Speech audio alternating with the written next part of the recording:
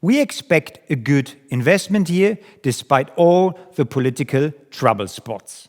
Our core scenario sees positive factors predominating. Monetary policy appears to be working.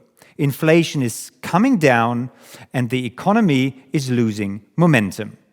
We expect weak growth in the first half of 2024 globally and even a slight recession in the US. But this should soon be followed by a mild global upturn. For the year as a whole, we expect growth of almost 1% in Europe and the US. For China, we expect growth of close to 5% as the many government support measures take effect. Our inflation forecasts are almost more important than our growth outlook. We expect the inflation rate in the US and the Eurozone to fall below 3% by the end of 2024. This should allow the Fed and ECB to cut interest rates from mid-2024. We expect 3 interest rate cuts by each of the central banks by the end of the year.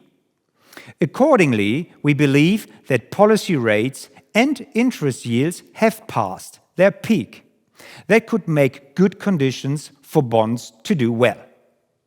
It could be a little bumpier for equities after a good 23 for them.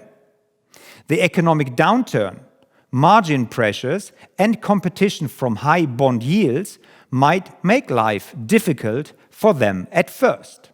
However, we expect profit growth and positive share price potential for the year as a whole.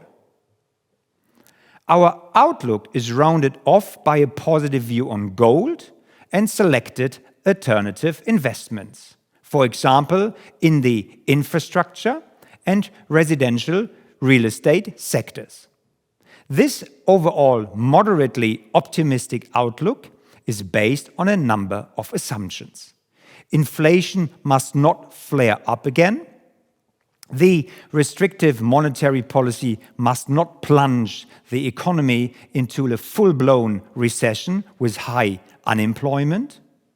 The central banks must read the economy correctly and steer the markets correctly. And finally, geopolitical trouble spots must not worsen and trigger broader shocks.